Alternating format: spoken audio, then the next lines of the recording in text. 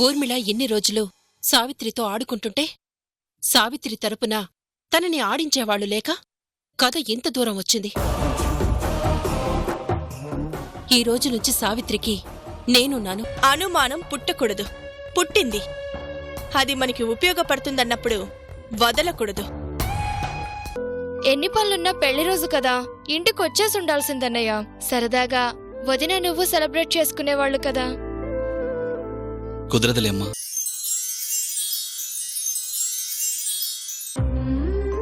మాట్లాడొదినా.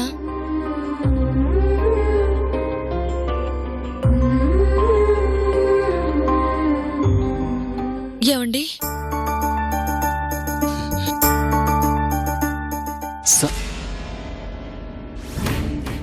వచ్చేసాను బంగారం. ఇక్కడే అపార్ట్మెంట్ కిందే ఉన్నాను. 2 నిమిషాల్లో వచ్చేస్తున్నాను.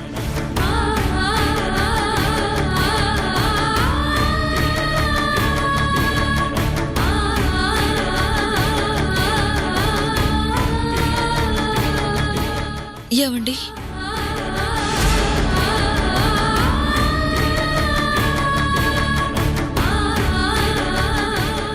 మాట్లాడదినా.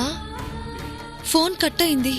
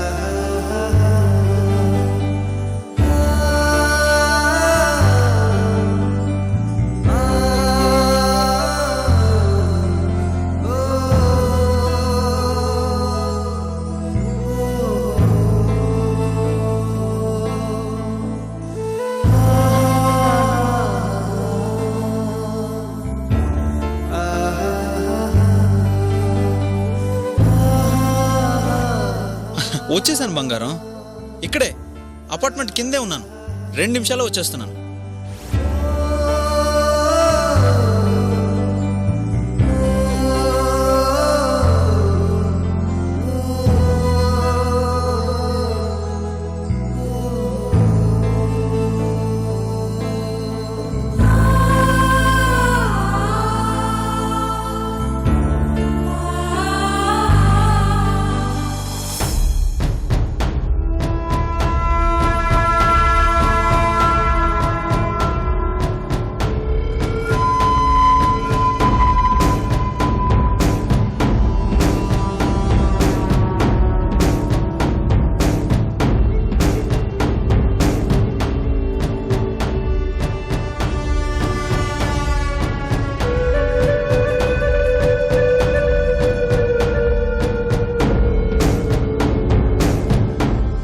సత్తి గారు, ఏంటండి మీరిక్కడున్నారు? సావిత్రి దగ్గరికి వెళ్లారుగా, జస్ట్ విష్ చేసి వచ్చేసారా ఏంటి?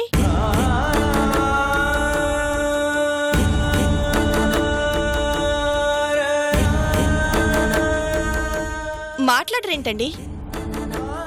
మాట కలపాలని వెళ్లారు కాబట్టి మనుషులు కలుసుంటారు, హాయిగా ఎటైనా వెళ్ళుంటారు అనుకుంటే మీరేంటిక్కడ? నేను వెళ్లాల్సిన అవసరం లేదని నాకు వాకిట్లోనే అర్థమైంది. వాకిట్లోనే అర్థం అవడం ఏంటి? హ్యాపీగా ఈరోజు పాత గొడవలు మర్చిపోయి కలిసిపోతారు, మళ్ళీ ఇక్కడికి రారు అనుకున్నాను. ఇష్టం లేకపోయినా నువ్వు అంతగా చెప్పావని వెళ్ళాను. తను బాగా మారిపోయింది ఊర్మిళ. అందుకే దూరం కావాలని కోరుకుంది. అసలు ఇంతకు మీరు సావిత్రిని కలిసారా? విషెస్ చెప్పారా? లేదు. అదేంటి, ఇంటి వరకు వెళ్ళి అసలు కలవకుండానే వచ్చారా? కలవాల్సిన అవసరం లేదు ఊర్మిళ. ఏమైందండి? ఎందుకలా ఉన్నారు? అసలేం జరిగింది? ఏదో జరిగిందిలే ఊర్మిళ, వదిలేసాయి.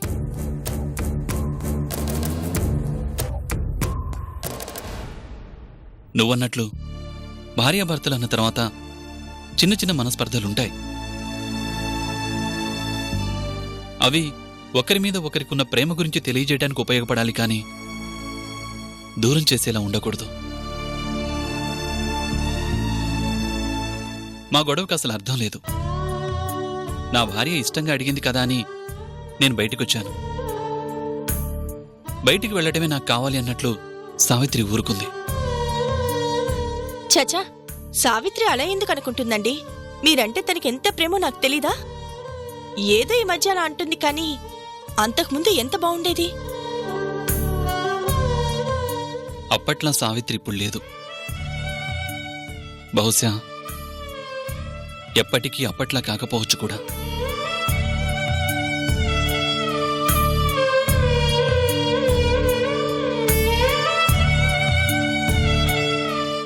ఏంటండి, మీ మాటలు వింటుంటే ఏదో జరిగిందనిపిస్తుంది. ఏమైంది? కొన్ని చెప్పుకోవటానికి బాగుంటాయి, కొన్ని చెప్పుకోవాలంటే కూడా అసహ్యంగా ఉంటాయి.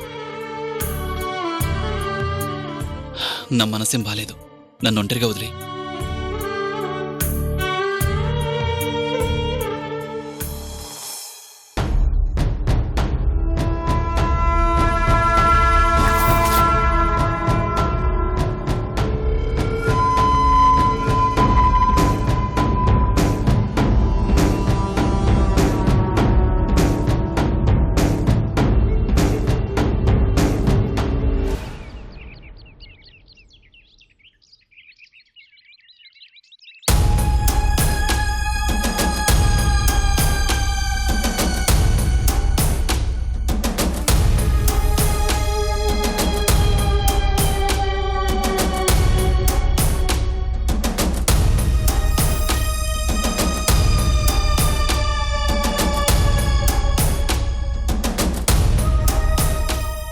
ఏమ్మా, ఆట మొదలు పెట్టావా?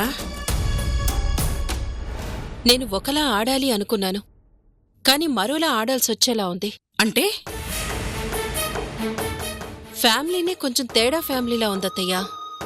వాడేమో నా కుటుంబాన్ని చంపేసి హీరోలా ఫీల్ అవుతుంటే, వాడి చెల్లెలు మరో అమ్మాయి జీవితం నాశనం చేయాలని చూస్తుంది. ఎవరా అమ్మాయి? సావిత్రి అని ఇంతకుముందు నీకు చెప్పాననుకుంటా. గుర్తులేదులే. ఇప్పుడు ఆ అమ్మాయి గురించి ఎందుకు? ఈ ఊర్మిళ ఆ అమ్మాయి కాపురం కూల్చి తన భర్తని సొంతం చేసుకోవాలని చూస్తుంది. దీని బారి నుంచి ఆ అమ్మాయిని కాపాడాలి. నీకేమైనా పిచ్చి పట్టిందా? వచ్చిన పని మానేసి వాళ్ళని కాపాడాలి, వీళ్ళని కాపాడాలి అని అంటున్నావు. అత్తా, మనుషులు దూరం అయితే ఆ బాధ ఎలా ఉంటుందో మనకి తెలుసు.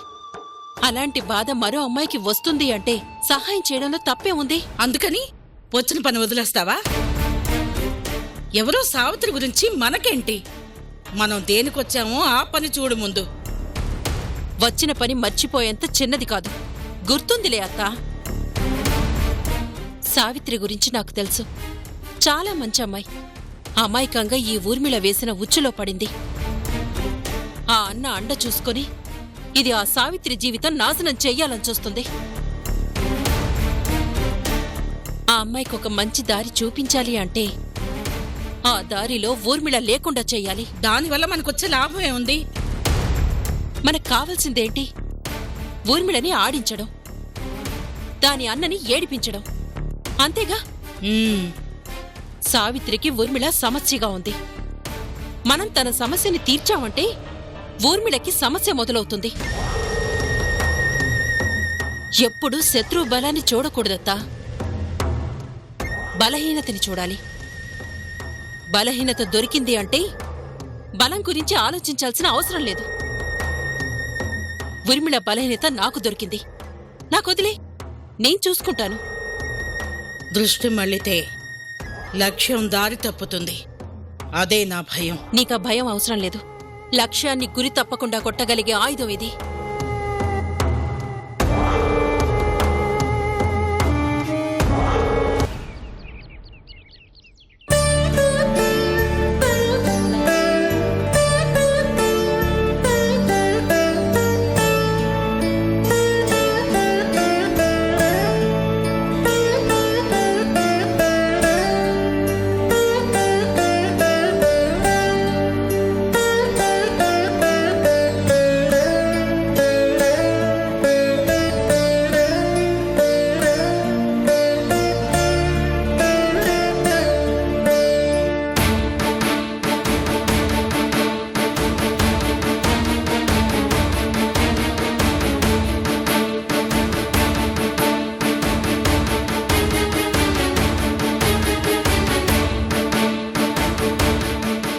వదినా, నీతో ఒక విషయం చెప్పాలి. చెప్పు. అదే నా దగ్గర మొహమాటం ఏంటి? చెప్పు. ఇలాంటి విషయాలు చెప్పకూడదు గానీ నీకు చెప్పకుండా ఉండలేకపోతున్నాను. అన్నయ్య పద్ధతులు మనం అనుకున్నంత మంచిగా లేవు. అవును వదినా, నువ్వు అన్నయ్య గురించి చెప్పాక, నేను అన్నయ్యని చూశాక అన్నయ్య గురించి చాలా గొప్పగా ఊహించుకున్నా.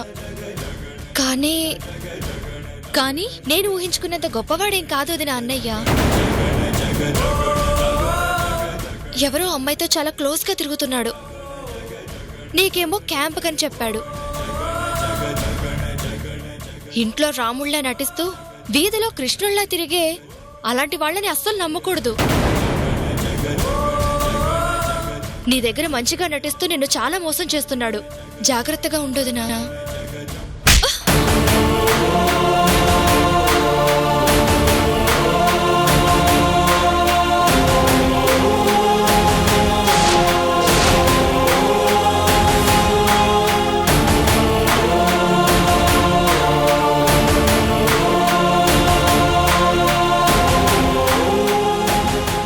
ఆయన్ని తప్పుబట్టేంత పెద్దదానివైపోయావా నువ్వు?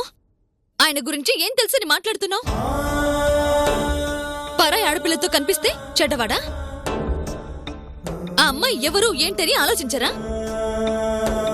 ఆయన గురించి నీలాంటి వాళ్ళు చెబితే తెలుసుకునే పరిస్థితిలో నేను లేను.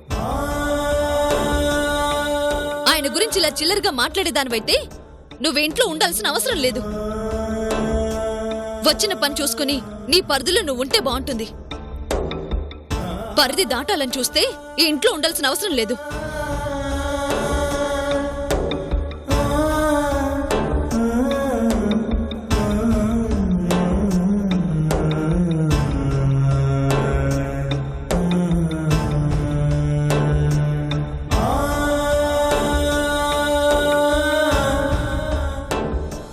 అన్నయ్య అంటే ఎంత అభిమానం ఉందో వదిన కొట్టిన చెంప దెబ్బ చెప్తోంది. ఇంత అభిమానం ఉండి ఇద్దరూ దూరమవుతున్నారంటే కారణం ఎవరో ఉన్నారు. వాళ్ళెవరో తెలుసుకొని ఈ ఇద్దరూ విడిపోకుండా చూడాలి. వదిన అన్నయ్య నాకు చేసిన సహాయానికి నేను రుణం తీర్చుకోవడానికి దేవుడు నాకు అవకాశం ఇచ్చాడు. ఎలాగైనా సరే ఈ మంచి మనుషులు విడిపోకుండా చూడాలి.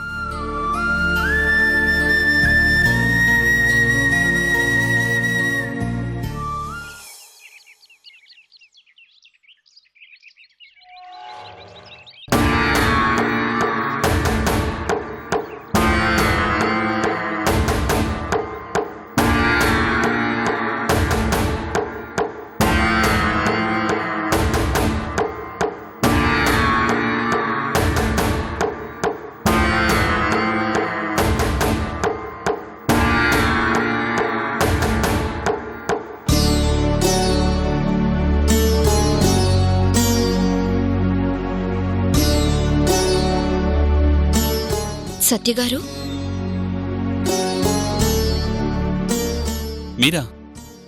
మీరేంటి ఇలా?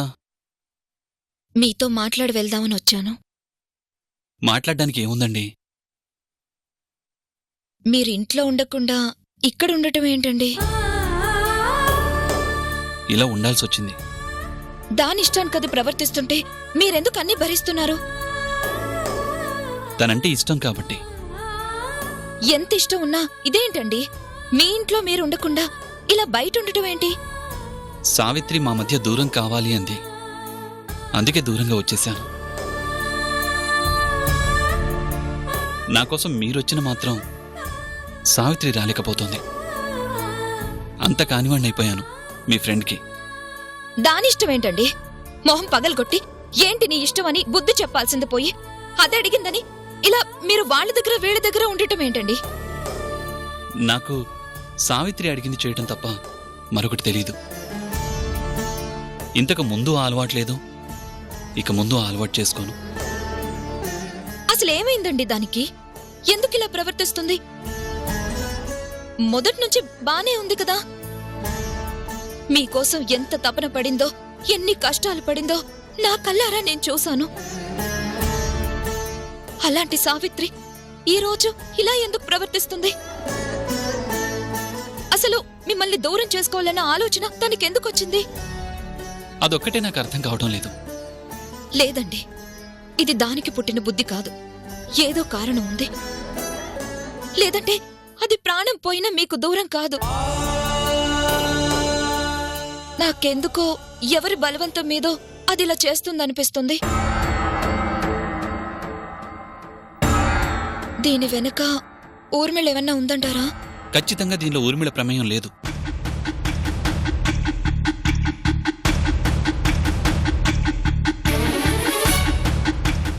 లేదని ఎందుకు అనుకోవాలి? ఒకప్పుడు మీ విషయంలో సావిత్రిని మిమ్మల్ని అది పెట్టిన బాధలు మర్చిపోయారా? అప్పటి ఊర్మిళ వేరు, ఇప్పటి ఊర్మిళ వేరు. పూర్తిగా మారిపోయింది. సావిత్రిని నన్ను కలపాలని ఊర్మిళ ఎంతగా ట్రై చేస్తోందో నాకు తెలుసు. దాన్ని నమ్మలేమండి. మనిషి మారింది అని క్లియర్గా తెలుస్తున్నా కూడా ఇంకా ఊర్మిళని అనుమానించడం కరెక్ట్ కాదు. సావిత్రిలో మార్పుకి ఊర్మిళకి 100% ఏ సంబంధం లేదు. మరేదో కారణం ఉంది. ఆ కారణం ఏంటి అనేది నాకు పూర్తిగా అర్థం కావడం లేదు. మరే కారణం ఉంటుందండి? ఎవరికి అవసరం ఉంటుంది? దీనికి కరెక్ట్గా సమాధానం చెప్పగలిగేది సావిత్రి మాత్రమే. అలాని సావిత్రి చెప్తుందా అంటే చెప్పడం లేదు. అటు కన్నవాళ్ళకి ఇటు కట్టుకున్న భర్త కూడా చెప్పంది మరొకరికి చెప్తుందనుకోను.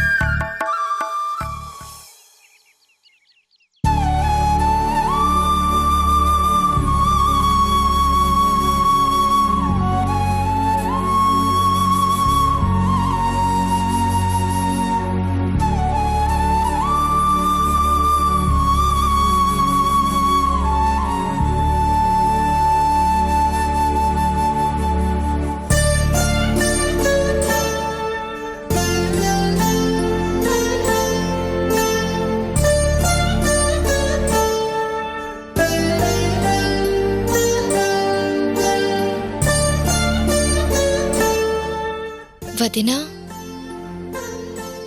సారీ వదినా. అన్నయ్య గురించి తప్పుగా మాట్లాడాలని నేనలా మాట్లాడలేదు. అన్నయ్య మీద మీకున్న ప్రేమను తెలుసుకోవాలని నేనలా మాట్లాడాను. మనసులో అన్నయ్యని మాట అంటే కూడా పడలేనంత ప్రేమను పెట్టుకుని ఎందుకు వదినా ఇలా చేస్తున్నారు?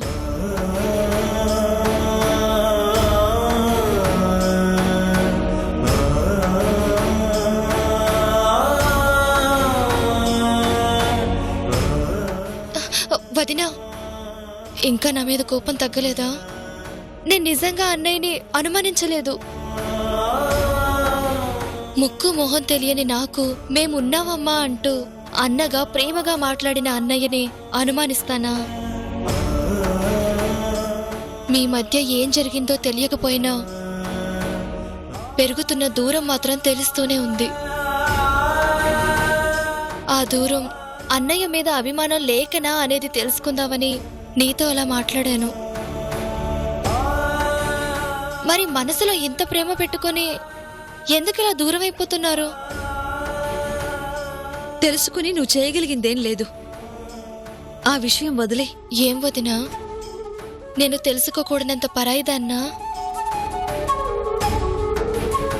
నా కష్టం మీ కష్టం అనుకుని మీ ఇంట్లో స్థానం ఇచ్చారు. అలాంటిది మీరు కష్టపడుతుంటే నేను చూస్తూ ఎలా ఉండగలను? ప్లీజ్ వదినా, కారణం ఇది అని చెప్పు. నాకు చేతనైనది నేను చేస్తాను. కాపురం అంటే ఒకరు కలిపితే కలిసేది, ఒకరు విడదీస్తే విడిపోయేది కాదు. భార్యాభర్తలు అనే ఇద్దరి మధ్య కడుపున పుట్టిన బిడ్డ కూడా పరాయివాడే అవుతాడు. అందుకే కారణం తెలుసుకున్నా నువ్వు చేయగలిగిందే ఉండదు. ఆలోచించి నీ మనసు పాడు చేసుకోవడం తప్ప ప్రయోజనం ఉండదు. వెళ్ళి నీ పని చూసుకో.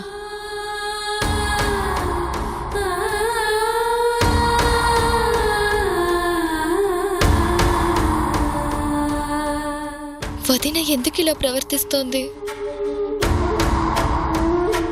నువ్వేం చేస్తావో నాకు తెలీదు. నా సత్యని నాకు అప్పగించాలి. అలా జరగదు అన్న అనుమానం వచ్చిన మరుక్షణం సత్యని చంపి నేను చేస్తాను. గుర్తుంచుకో.